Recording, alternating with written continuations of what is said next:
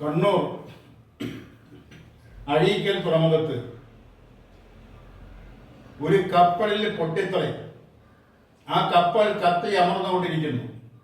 ഇപ്പോൾ അവസാനം കിട്ടിയ റിപ്പോർട്ട് അനുസരിച്ച് ആ കപ്പൽ മുങ്ങി താന്നുകൊണ്ടിരിക്കുന്നു.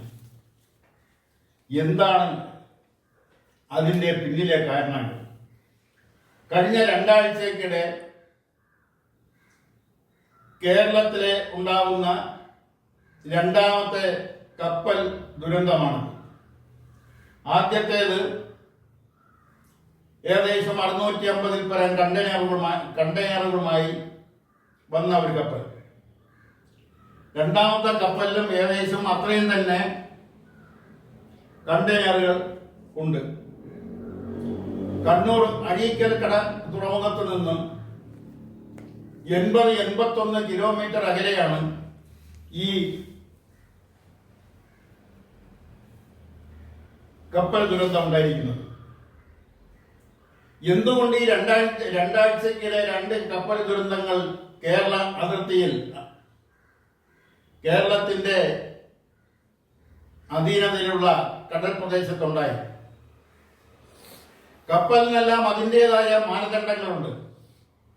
അത് അന്തർദേശീയമായി അംഗീകരിച്ചിട്ടുള്ള മാനദണ്ഡങ്ങളാണ്. കപ്പലിന്റെ പഴക്കം,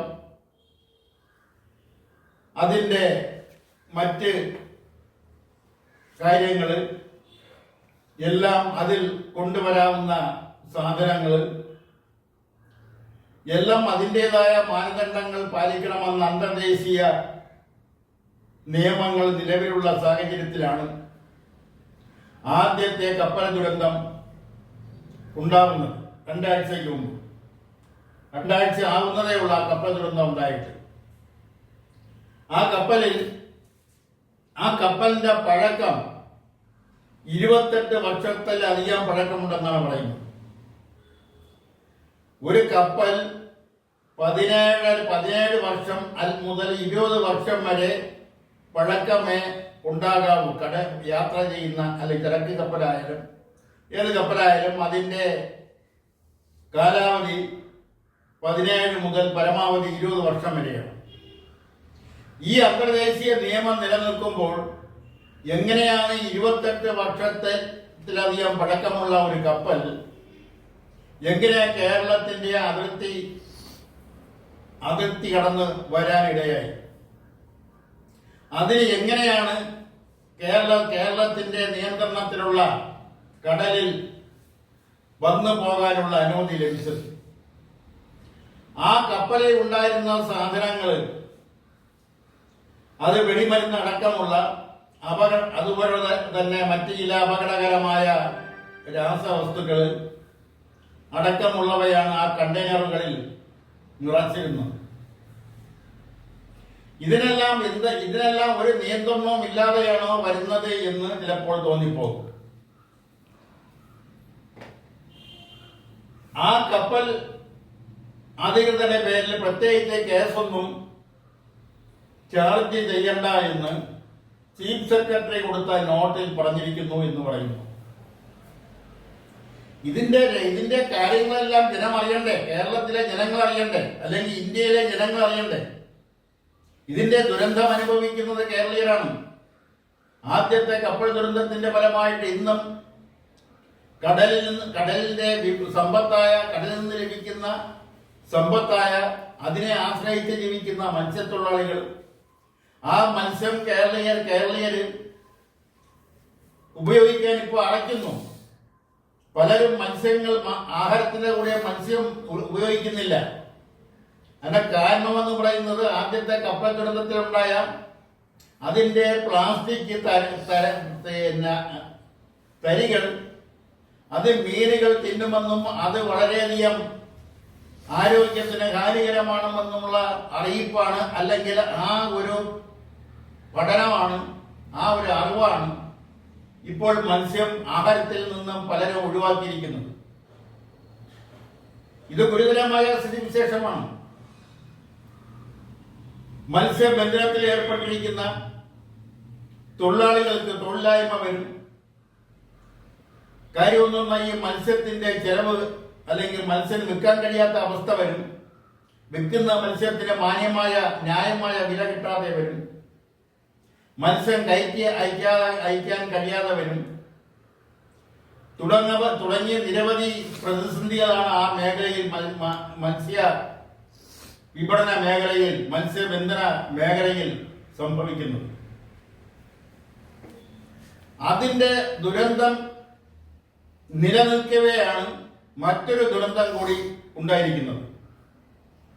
അത് കണ്ണൂർ അടിക്കൽ തുറമുഖത്ത് നിന്നും ഏകദേശം 80-81 കിലോമീറ്റർ അകലെയാണ്.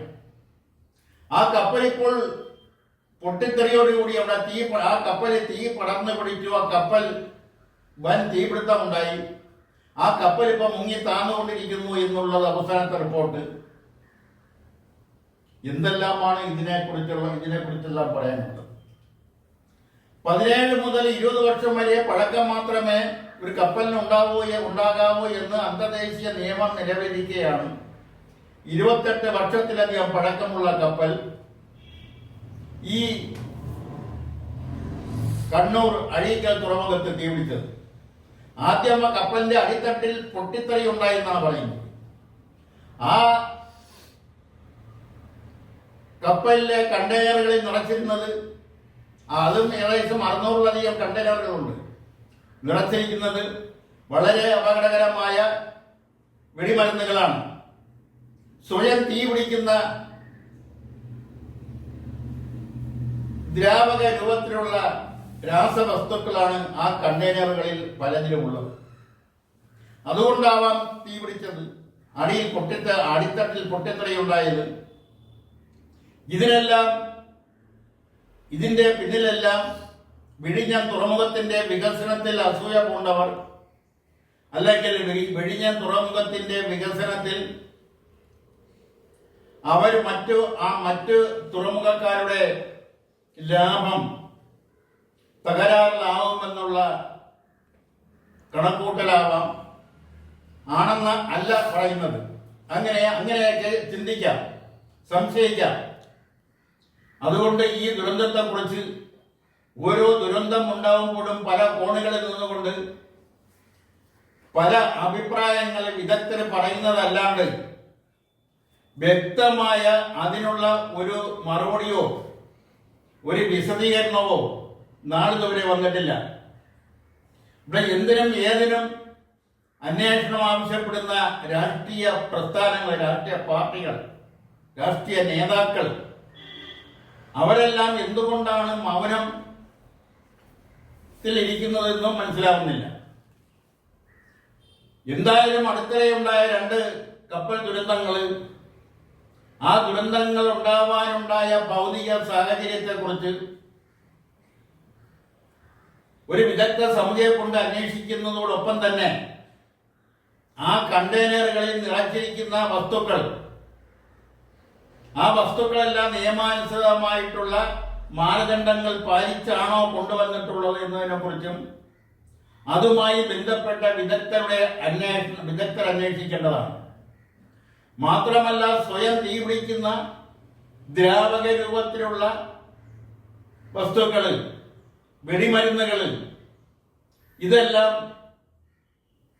നിലവിലെ നിയമങ്ങൾ പൂർണ്ണമായും പാലിച്ചുകൊണ്ടാണോ കൊണ്ടുവന്നത് എന്നതിനെ കുറിച്ചും അന്വേഷിക്കേണ്ടതാണ്.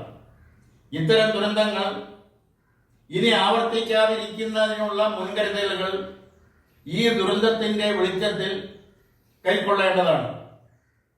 മുൻകരുതലുകൾ ഒരു അപകടം സംഭവിച്ചതിന് ശേഷം അതിനെക്കുറിച്ച് അന്വേഷിച്ച് പരിഹാര മാർഗങ്ങൾ പല കോണിൽ നിന്നുകൊണ്ടും നിർദ്ദേശിക്കുന്നതിന് പകരം ഇത്തരം അപകടങ്ങൾ ഉണ്ടാകാതിരിക്കുന്നതിനുള്ള മുൻകരുതലുകൾ അതുമായി ബന്ധപ്പെട്ട വിദഗ്ധ സമിതിയും ബന്ധപ്പെട്ട അധികാരികളും